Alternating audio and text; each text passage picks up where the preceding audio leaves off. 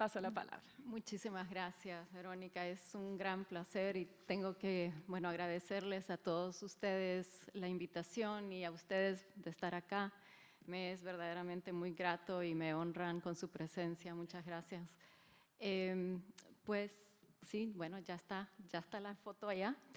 Mi taller mi ponencia Incorporando a los de allá, la educación y prácticas fotográficas desde una mirada transnacional y plural, abarca, pues como Verónica estaba diciendo, tanto mi práctica como fotógrafa, como artista y también como educadora.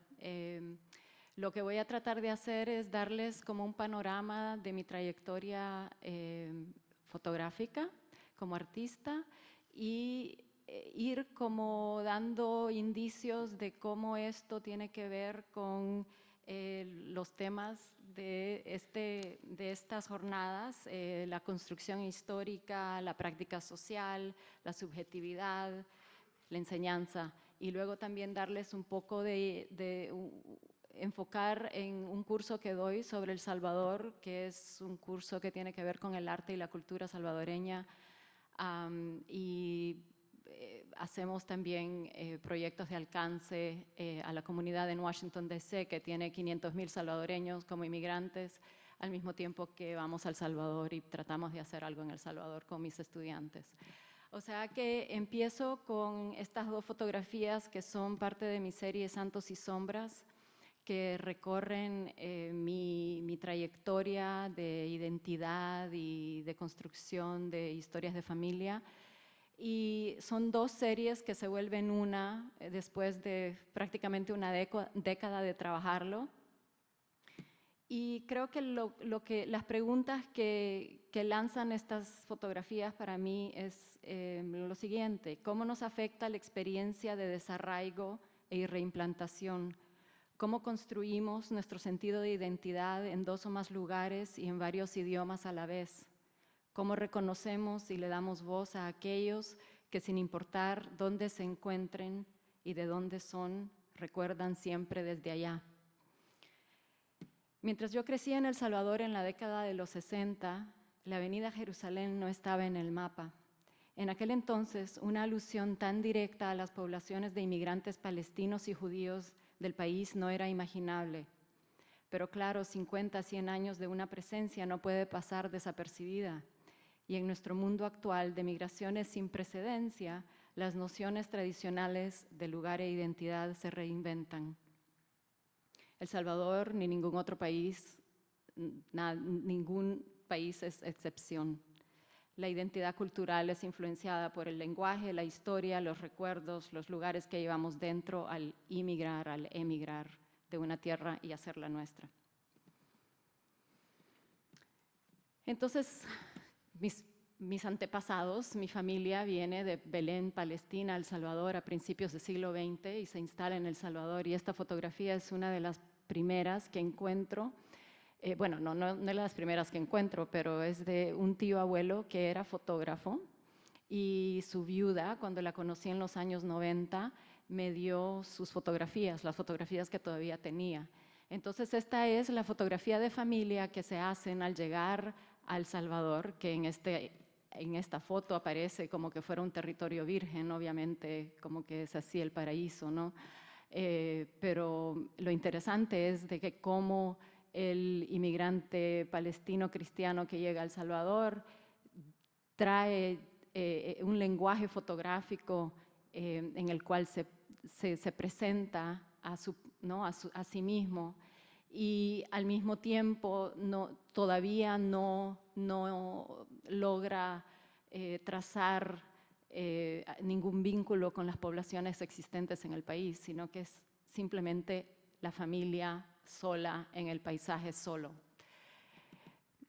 Y yo, luego, mucho tiempo después, también aprendo la fotografía de mi padre, que era dentista, pero es un fotógrafo amateur bastante bueno, y resulta de que empiezo yo a trazar la trayectoria de mi propio terruño, de mi propio espacio, y luego voy encontrando fotografías de familia como para darme indicios de lo que puede ser, cuáles son las preguntas, cómo puedo lograr encontrar quién soy y quiénes somos dentro de ese espacio del Salvador, y luego, claro, se complica cuando yo me voy a Estados Unidos.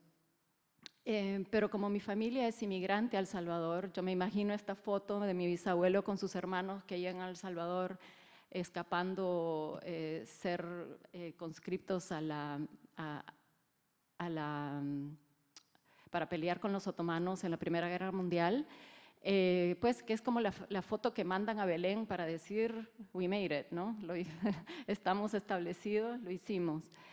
Entonces, así yo comienzo a construir mi propia como narrativa, primero con esta serie que se llama Todos los Santos, y esta es una fotografía que mi padre hizo de mi primera comunión, y luego empiezo a componerlos, a construirlos con otras fotografías o otros documentos de familia que me dan como más información acerca de quién soy.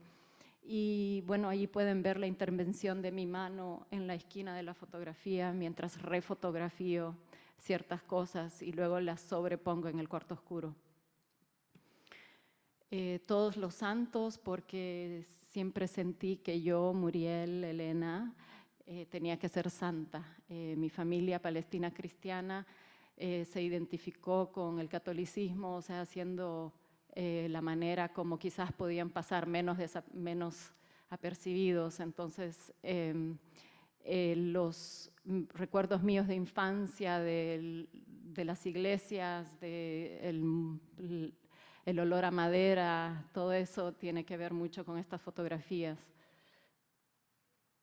Y luego, a medida que voy haciendo este trabajo, me doy cuenta que la familia católica no era tan católica, sino que también eran griegos ortodoxos, porque mi bisabuelo de parte de abuela materna había estado estudiando en un seminario en Belén y era muy devoto, y en su propia casa construyó un altar donde él tomé esta fotografía, y está ahí el bisabuelo en una fotografía que parece como que estuviera ahí, y mi abuela, y esa foto es una foto que mi papá tomó o sea, poco antes de que mi abuela muriera. Y luego está la dolorosa, que cuando esta tía abuela me dio las fotos del tío abuelo, me dio esta foto de Yamila, que aparentemente había perdido a su hijo y a su esposo poco después de casarse, entonces me dijo era como una dolorosa. Y luego el volcán de Izalco, por supuesto, que se vuelve otra cosa. El volcán de Izalco, El Salvador es un país de volcanes, y en este momento pues tiene una plegaria escrita en árabe por el puño de mi bisabuelo, pero es una plegaria griega ortodoxa. Y les voy a dar la traducción en inglés, no sé si, porque, bueno, in the blissful and eternal happiness of heaven, in the name of She's speaking in English. la eterna felicidad del cielo, y en el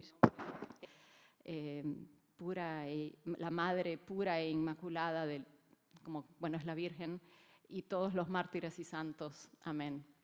Entonces yo no hablo árabe, no, pero obviamente la forma del triángulo con el triángulo del volcán se volvía como definitivo que esto tenía que vivir junto, y es una manera de imprimir o de marcar mi ascendencia y pues el puño de mi bisabuelo sobre el territorio salvadoreño.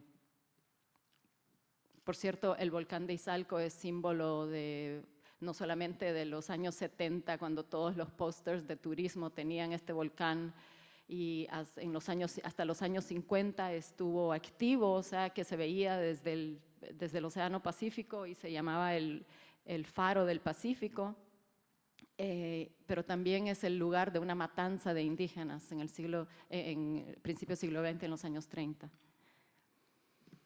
Luego la otra parte de la familia, solo una sombra, en la cual para mí es una pregunta, y que me voy quizás, que voy haciéndome la pregunta a medida que voy haciendo estas fotografías, Estos son los poemas de Esther. Esther era la prima de mi abuelo, pero solamente fue al momento de hacer esta serie de fotos que yo supe que Esther existía. Esther había sobrevivido en los campos de concentración de Auschwitz y Bergen-Belsen y se había ido a Palestina al final de la guerra. Y mi abuelo, que vivía en Francia, Georges, y ella, Esther, se conocieron, o sea, supieron que cada uno estaba vivo como 20 años después de la guerra. Y yo supe muchísimo después, cuando mi abuelo se encontró con Esther, aparentemente le escribió a mi madre, y yo supe de su presencia, o sea, de su existencia, cuando empecé a hacer este trabajo y empecé a hacerle preguntas a mi mamá. Pero bueno, le tardó como un año darme el nombre, pero Esther vivía en Haifa, en el mismo lugar a donde todavía el papelito que tenía la dirección era el mismo. Entonces yo la conocí. Y Esther me cuenta que esta es la fotografía que cuando ella llegó a Palestina, porque su padre les había dicho de que si había algún sobreviviente, que fueran a donde la hermana mayor que se había ido a Palestina en los años 20, que fueran ahí. Y entonces ella me contó, cuando yo estaba tomándole fotografías, que lo primero que preguntó fue: ¿tienes fotografías de la familia? O sea que obviamente la familia o la fotografía de familia es el vínculo con ese pasado que está perdido. Y así como lo discuten Barth en Cámara Lúcida o Susan Sontag, que dice que es como un lazo, casi como la luz es como la luz que se refleja de la persona cuando le tomas una fotografía, es casi como un cordón umbilical. Y es básicamente el poder de la fotografía como imagen de algo que vivió o que existió, es lo que más me conmueve. Y es como he ido trazando este camino.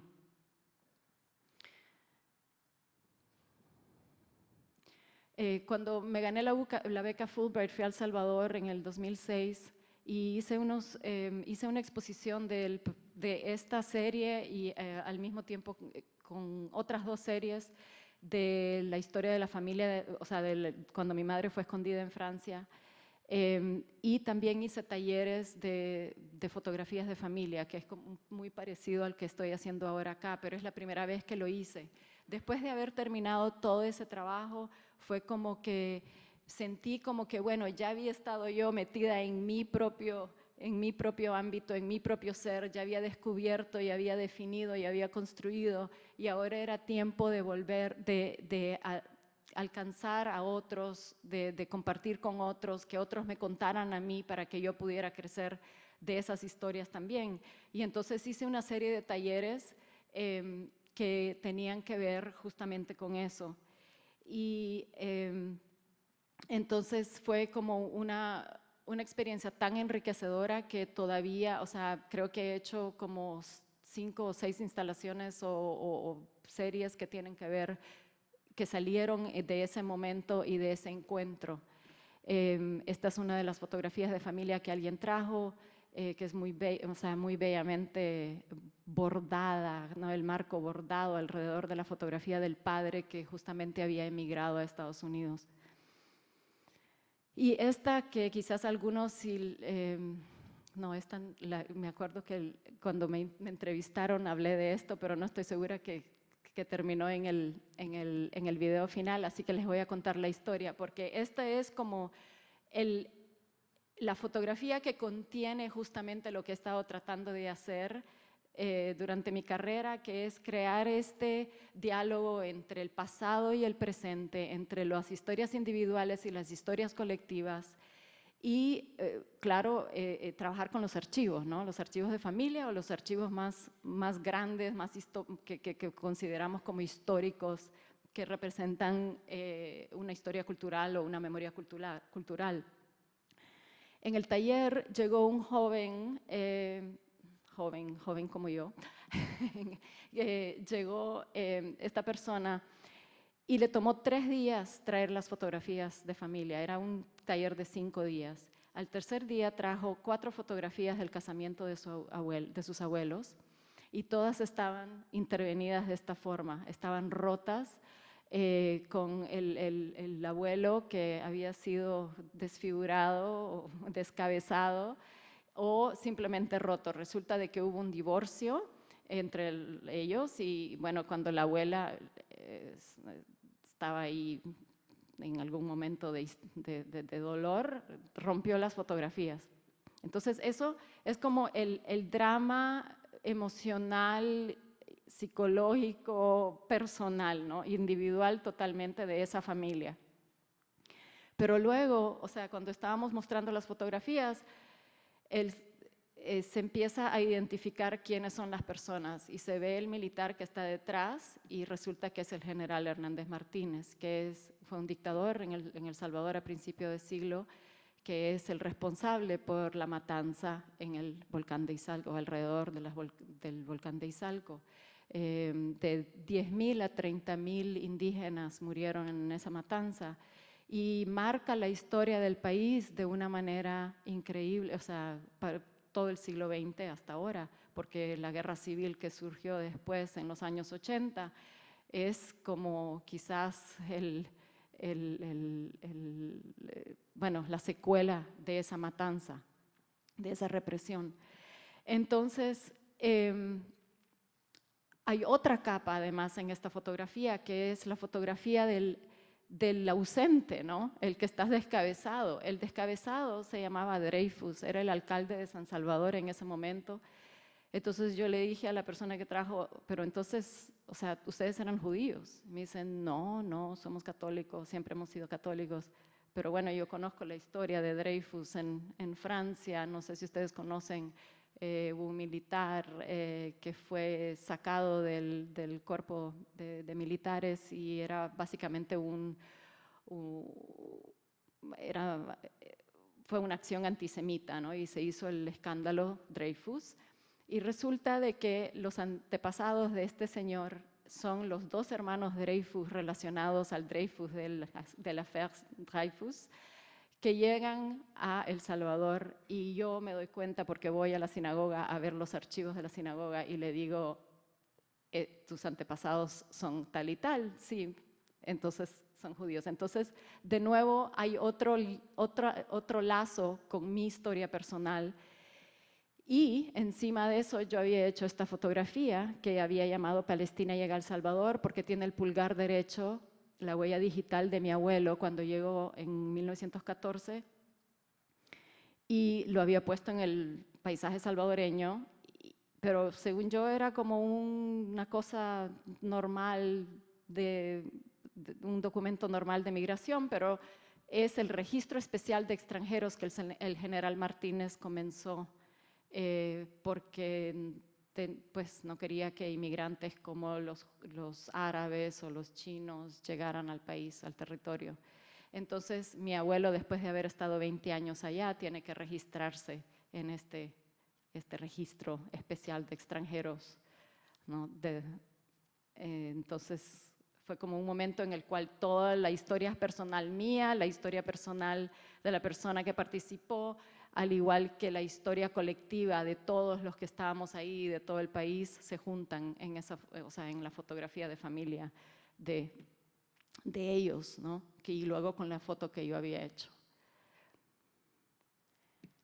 Entonces, eso es mi ámbito, y al mismo tiempo que estoy como haciendo un lazo con la comunidad, pero al mismo tiempo yo voy a Estados Unidos, o sea, yo vengo de una familia de exilios, obviamente, de Polonia a Francia, Francia a El Salvador, de Belén a El Salvador, y luego yo me voy a Estados Unidos cuando empieza la guerra civil en El Salvador.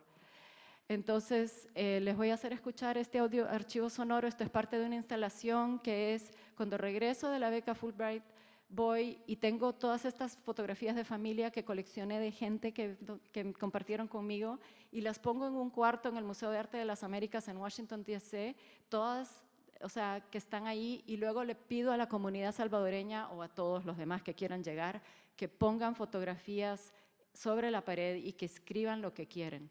Esto es una de las cosas que la comunidad escribió, la generación Spanglish. Y les voy a hacer escuchar esto y luego platicamos de eso. When I first came to the U.S. in 1980, I carried a poem by Salvadoran poet David Escobar Galindo. Para el mundo nacimos con la muerte. To the world we were born with death. In the U.S., my country had been reduced to being another Vietnam or the next Cuba. But my life had changed. En mi país, la vida cambió drásticamente por la violencia que se estaba llevando a cabo. Respiro jadeando, me muero de miedo. I breathe. Las almas del lado derecho. English was taking over my Del consciousness. otro costado. I felt like I was losing the language of my terruño, Apenas los huesos my que saben homeland. a bilis y I apestan began a writing muerto. poems, holding on to my childhood Spanish. memories with dear life.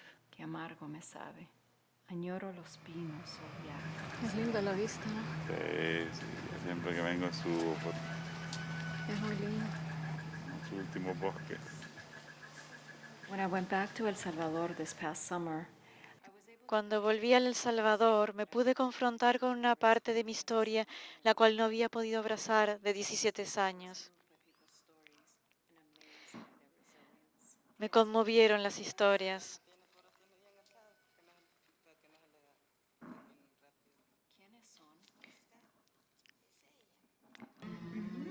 Y este es mi abuelo. Y aquí está I encouraged su everyone to mamá. bring their photos and family. Alienté a todos a que trajeran sus fotos y sus fotografías de familia. Juntos podían compartir nuestras historias, nuestros secretos.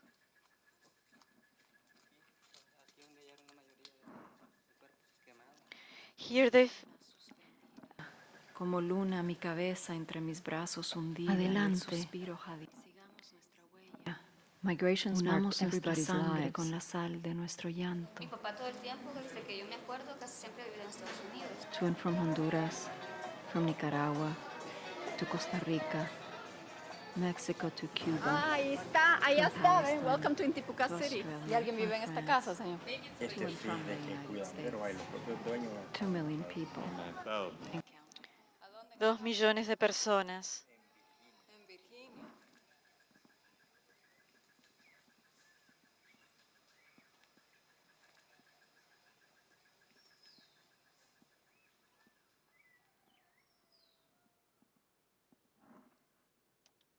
Sé que algunos quizás no hablan inglés y entonces pierden, y los que no hablan español pierden esa parte también, pero en cierta forma eso era lo que quería lograr, como que la persona que entre al espacio se dé cuenta que el otro no habla el mismo idioma, que siempre tenemos como una especie de desbalance, ¿no? al estar en esa situación. La paradoja del perder el idioma es que en esencia cualquier pérdida nos permite el acto creativo, posibilita la construcción de una nueva identidad, ya que el nuevo idioma permite nombrar las cosas que antes quizás estuvieron escondidas o no fueron dichas. Entonces, en ese sentido, para mí, o sea, el estar lejos del Salvador me permite ver al Salvador muchísimo mejor y también crear ese espacio muchísimo más fluido, no tan estricto y rígido, con fronteras rígidas, sino que con un espacio que verdaderamente acepta las medias tintas, acepta las ambigüedades, acepta las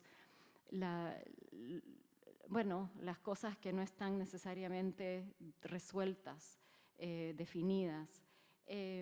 Entonces, eso ha sido como uno de los ímpetus de mi trabajo, al mismo tiempo que he estado tratando de crear lazos entre el territorio de allá y el de aquí, como sea que eso se pueda definir. Y esta, por ejemplo, es otra instalación que se llama Barquitos de Papel, en el cual hay un video que se proyecta, en el cual yo reflexiono acerca de la migración de la familia de mi padre hacia El Salvador, y el video es tomado así al final de las últimas 2 semanas de la vida de mi padre. Entonces, como temas de investigación, son los temas de investigación que me atañen, que me importan: la historia, la memoria, los archivos, la identidad y sentido de pertenencia o de no pertenencia, la fotografía, arte, representación, migraciones, diásporas y prácticas sociales. Dentro de esto, a pesar de que, pues sí, es un curso de fotografía, pero el curso de fotografía, la fotografía es tanto el vehículo como la manera como nos acercamos, pero es interdisciplinario en el sentido de que leemos novelas, nos acercamos a la historia, leemos crítica social y crítica literaria como para dar un contexto para todo lo que está pasando en la zona y para que los estudiantes aprendan y entiendan de qué se trata, o sea, por qué es que la gente se fue de El Salvador en los años 80 y continúan ahora. Esto es como para darles así bien a grosso modo, está detallado, pero no voy a entrar en, pero para darles una idea de que trato de establecer un vínculo con personas que ya sea son investigadores o salvadoreños, que son artistas, que viven en Washington, o arqueólogos. A veces tengo presupuesto para invitar gente, como el año pasado invité a dos mujeres que son críticas literarias y artísticas. Bueno, en fin, es visitas a los archivos de los museos como el Smithsonian, donde se pueden ver, o sea, pudimos ir detrás ahí a ver las cerámicas mesoamericanas, las fotos de Muybridge cuando pasó por Centroamérica después de que había matado al amante de su esposa, con quien la esposa estaba teniendo un affair. Las reinvestigaciones de Byron Wolf, que toma las fotos como de Muybridge y va a estos lugares y refotografía en esos lugares. Por supuesto, Susan Maicelas, que es una de las fotógrafas que estuvo durante la guerra y que descubrió, por ejemplo, la matanza del Mozote, que es la matanza más grande de Latinoamérica.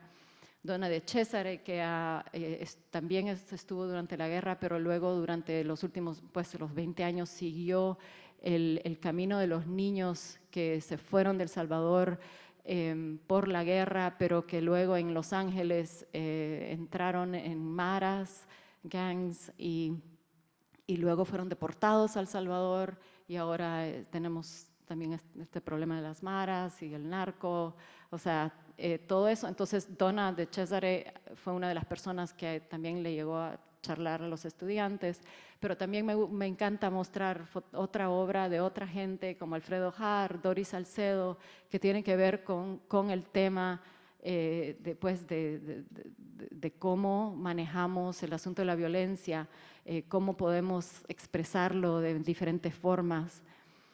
Y luego, claro, el alcance, talleres, en el cual en este proyecto mis estudiantes fueron mentores de jóvenes en el Latin American Youth Center en Washington, donde hay muchísimos salvadoreños. Los chicos llegan después de la escuela y les dimos talleres de fotografía, y esto duró un año.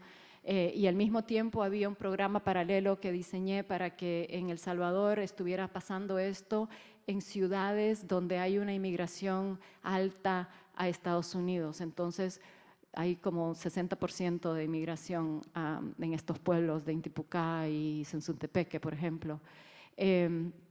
Entonces, los chicos, los jóvenes lograron hacer estas fotografías de su entorno, de su ser, de su individualidad, de sus costumbres, de su vecindario.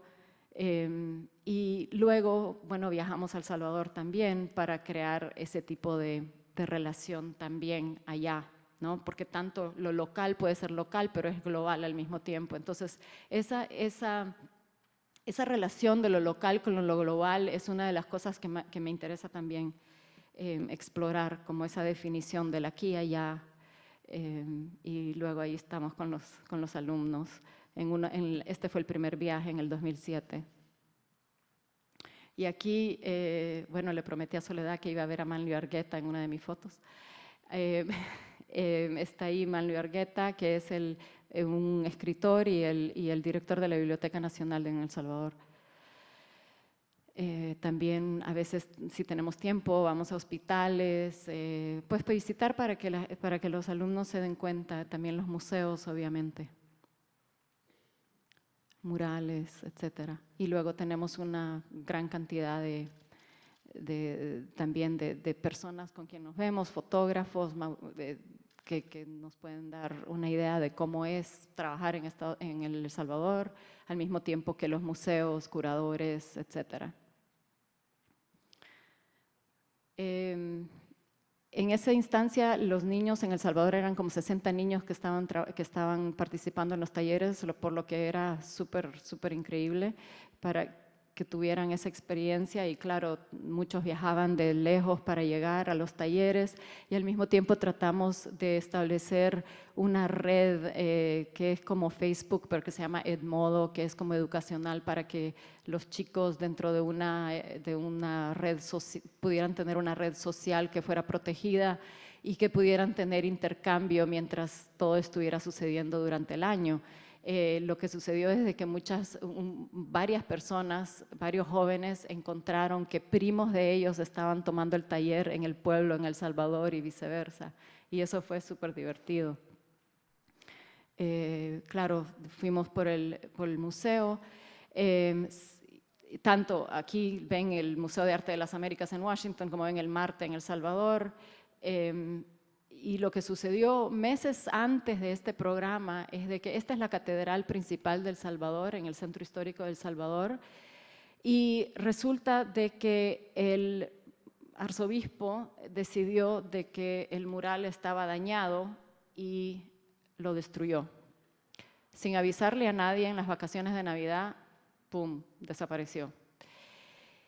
Claro que eso fue como un shock. Eso lo había hecho uno de los artistas, Fernando Yort, un artista que durante la guerra se había ido a un pueblo que se llama La Palma, al norte de El Salvador, y había hecho como un colectivo de todas las personas del pueblo. Y ustedes, si conocen algo acerca de las artesanías de El Salvador, reconocerán esos dibujos, porque básicamente él le enseñó lo que es su lenguaje a todos los demás. Y por cierto, esta es una foto de archivo después de cuando los acuerdos de paz en el 92, y es ese mismo sitio, es esa misma catedral. Volviendo al taller, en el museo había una niña que andaba una crucecita con el diseño de la palma, y ese es el cuadro de Fernando Yort.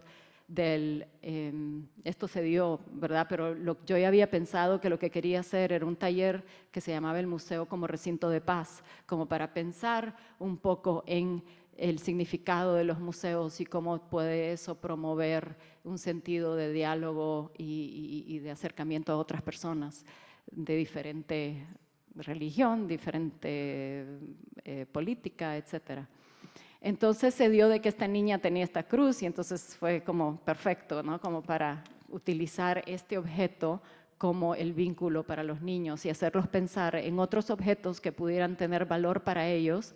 Y por ejemplo, esta chica que trajo el yo-yo de su hermana, que su hermana le regaló cuando la hermana se fue a Estados Unidos. Entonces, empezamos a hablar acerca de esas cosas, y ven como el pueblo de Intipucá en la plaza central tiene una Lady Liberty ahí en medio, una estatua de la libertad, que es súper curioso. Y el pueblo tiene 60% de gente que se ha ido a Estados Unidos. Entonces el Spanglish definitivamente es parte de eso. Hicimos como juegos con los niños para hacer historias tipo cadavre exquis, ¿no? De hacer como una frase, cada niño hacía una frase después de que habíamos hecho qué es lo que te trajeron, qué es lo que te mandó un familiar, de qué pueblo. Aquí pueden ver las tres. O sea, uno era, piensen en una palabra en Spanglish o una palabra que no es necesariamente español, piensen en un objeto o algo que te mandaron, algún familiar, y piensen a dónde están sus familiares. Y con eso construimos historias para luego narrarlas o hacer videos o tomar fotos, etcétera. Y bueno, y se dio que una de mis alumnas, Amy, la hermana de ella está casada con el sobrino de esta señora. Entonces ella también se dio cuenta que ella tenía también un vínculo con gente en El Salvador, que es increíble, ¿no? O sea, todo el mundo estaba emocionadísima y se dio cuenta porque ella puso la foto, una foto que le había hecho a esta señora en el museo y la puso en Facebook y la hermana, la cuñada le dijo, mi marido dice de que esta es su tía. Entonces, o sea, es increíble cómo ahora en este momento, ¿no? Todo puede ser instantáneo y conocido al mismo tiempo. Pero bueno, esa es una buena historia. Y luego hicimos una exposición tanto en Washington como en El Salvador, con las fotografías de los chicos que participaron, al mismo tiempo que con mis alumnos. Y bueno, por temas así como los temas que eran parte del currículum. Aquí está, bueno, hicimos un poco de comparación de una foto de la familia que se había hecho, un dibujo que se había hecho en Intipocao, en Washington. Y luego también mis alumnos hicieron unas fotos de su viaje a El Salvador para como dar una idea de cómo ellos podían expresar también lo que habían vivido. Hicimos un video también de la experiencia que ahora no se los voy a mostrar, pero eso da como una idea del proyecto. Lo pueden ver en mi sitio web, que es murielhasbun.com, y da una idea del proyecto como de cada semana, de todas las cosas que hicieron, como ir al vecindario, indagar, preguntarle a la gente de dónde es este señor, o sea, se llama What I Miss el video, porque el señor, la chica le pregunta, what do you miss most? Y él dice, what I miss? My parents, o sea, mis padres. Entonces, a todo nivel, o sea, de la comunidad y de otros lados, o sea, hay muchos etiopíes en Washington también. Entonces se formó como un mapa bastante interesante de todo lo que estaba pasando. Al mismo tiempo, este último año he estado trabajando, llevé a estudiantes a El Salvador a hacer entrevistas de artistas que trabajaron en Galería Laberinto durante la guerra. Galería Laberinto fue la galería donde fue como un refugio durante la guerra, donde todos los artistas encontraron una manera de expresarse.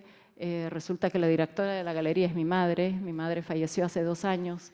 Entonces estoy haciendo como un proyecto de recuperación del legado de esta galería como espacio donde había expresión totalmente libre, el arte floreció de una manera increíble, como no se había dado en El Salvador, había mucho interés, había también muchísima experimentación con los medios, o sea, en El Salvador lo que era muy tradicional y la pintura era lo que más se conocía, pero entonces en el laberinto se dio la fotografía, ahí tuve mi primera exposición, y luego gente como Luis González Palma, Moisés Barrios de Guatemala, al principio empezó con obra gráfica y luego eventualmente hicieron muchas instalaciones y lo que llamaron vivencias. Las vivencias fueron como happenings, básicamente de acuerdo a un tema que se daba. Y la galería, nos dimos cuenta, entrevisté como así 15 personas, artistas y allegados a la galería. Fue verdaderamente un centro bastante importante, a pesar de que era una galería comercial, pero funcionaba como un sitio sin fines de lucro al mismo tiempo, ¿no? O sea, como una organización cultural o como un pequeño museo, pequeño centro, como el Centro de Fotografía. Entonces, esto es lo que he estado haciendo este año. Con estudiantes fui en marzo y en junio para hacer esas entrevistas, todavía me faltan. Ahora he sido invitada a hacer un programa de alcance a la comunidad, al Centro Cultural de España en San Salvador el próximo marzo. Y lo que voy a hacer es de que vamos a hacer un proyecto que se llama Legado y Memoria Mapping the Labyrinth o Trazando el Laberinto, que va a ser como múltiple en el sentido como hacer un memorial un poco basado en los archivos con la labor de la Galería El Laberinto y de mi madre, y luego también vamos a tener una especie de video booth, o sea, un lugar a donde la gente puede llegar a participar, a contar su historia disparado por una obra de arte que está dentro de la colección. Entonces, el proyecto es como un proyecto de archivo de la colección. Yo ya le tomé fotografías a todas las obras. Es un archivo digital que va a existir como un archivo digital que pueda servir a gente que esté interesado en conocer el arte centroamericano, y también para vincularme con la comunidad salvadoreña o centroamericana en Washington y en El Salvador. Y eventualmente lo que me gustaría hacer es hacer como un programa de educación para las escuelas, para que el arte pueda ser la manera de encontrar respuestas o conocimiento acerca de la historia de El Salvador, acerca de las propias razones por las cuales sus padres o las personas emigraron, etcétera, porque abarca básicamente los años 80 hasta el final de los 90. Entonces, básicamente eso es, les voy a leer este cosito que escribí en un momento antes de que veamos el video, porque son estas dos cosas, el cuestionamiento sobre el efecto de la migración en una población bastante importante en el mundo, en Estados Unidos, especialmente donde vivo, y también de cómo el arte puede cambiar una sociedad, que es lo que dice alguien en el video. Cuando les muestre el video, en lo que hice traducción con subtítulos también al español y al inglés, y de alguna manera fallé el cosito que tenía el nombre de las personas que habla, lo había hecho en una versión anterior, y así que les quería decir que esta es la lista de los artistas y las personas que hablan en el orden que aparecen. En un viaje reciente de regreso a Washington, D.C., de donde vivo desde hace 25 años, bueno, ahora ya son casi 30, yo iba sentada junto a Pamela, una niña de 18 meses nacida en Estados Unidos, que reside 6 meses del año con sus abuelos en El Salvador y los otros 6 con sus padres en Estados Unidos.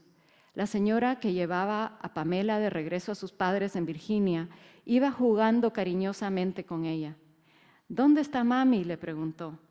Allá, respondió la niña, indicando lo que parecía ser dirección norte y fuera del avión.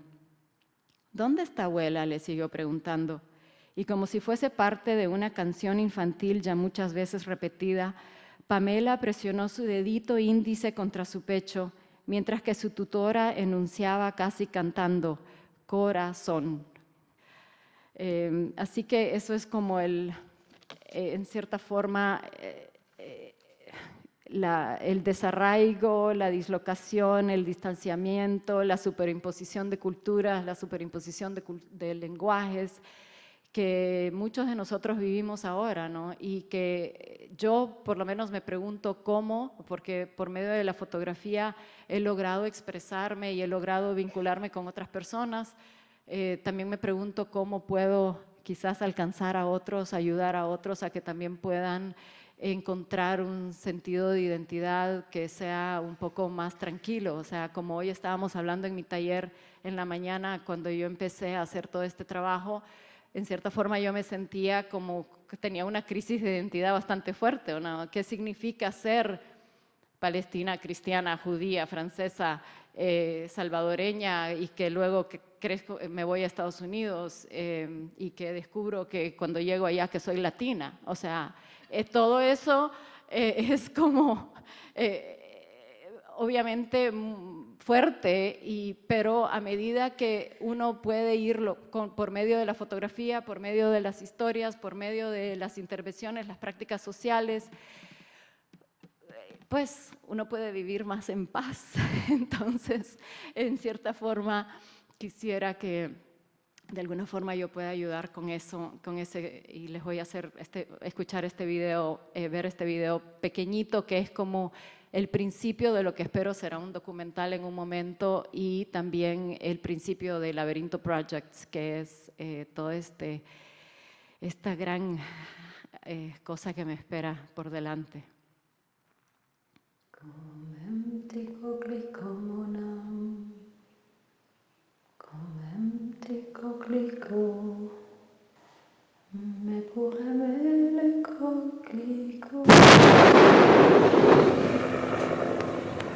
Estábamos en el momento más caliente de la guerra, ¿no? La muerte era el compañero diario de todos los ciudadanos, ¿no?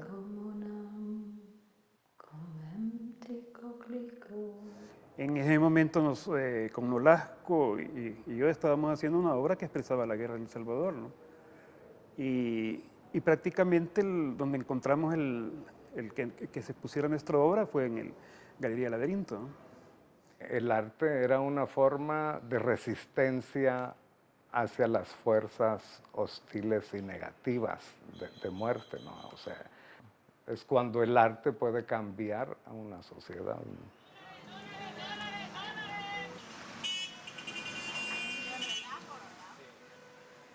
It was 1977 at the beginning of El Salvador's Civil Era 1977 y el comienzo de la guerra civil salvadoreña, cuando un emigrante abrió la Galería Laberinto. La galería se transformó en un paraíso para los artistas. Quien da a la sociedad es el artista. Y entonces tiene una actitud, digamos, de mayor respeto hacia la obra de arte, lo que me parece notable. La Galería Laberinto en aquella época era un referente que en un país, como tú dices, que no tenía museo.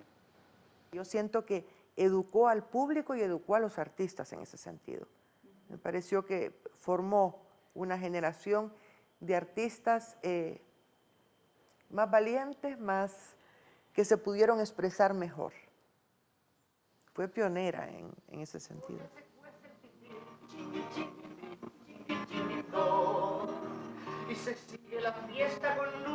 Entonces era como que si fuéramos un colectivo todos.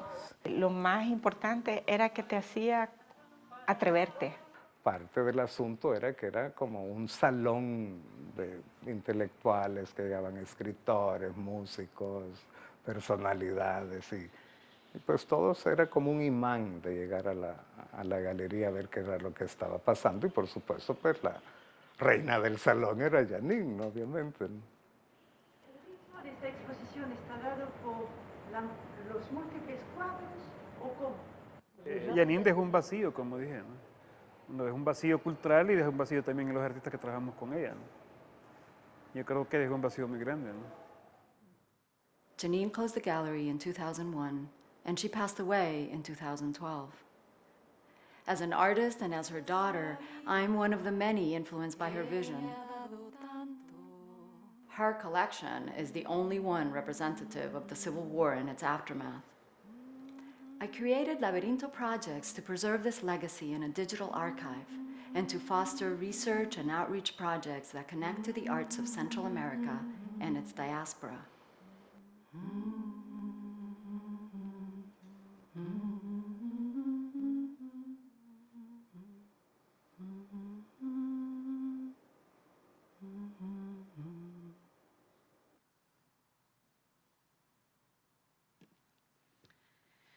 Pues eso es lo que quería contarles hoy, y decir de que, bueno, este proyecto es en colaboración con mis alumnos y algunos colegas míos, y que obviamente también ahí reúno el archivo tanto de mi padre como de mi madre, y continúa toda esa línea de todo el trabajo que he hecho con historias de familia, etc.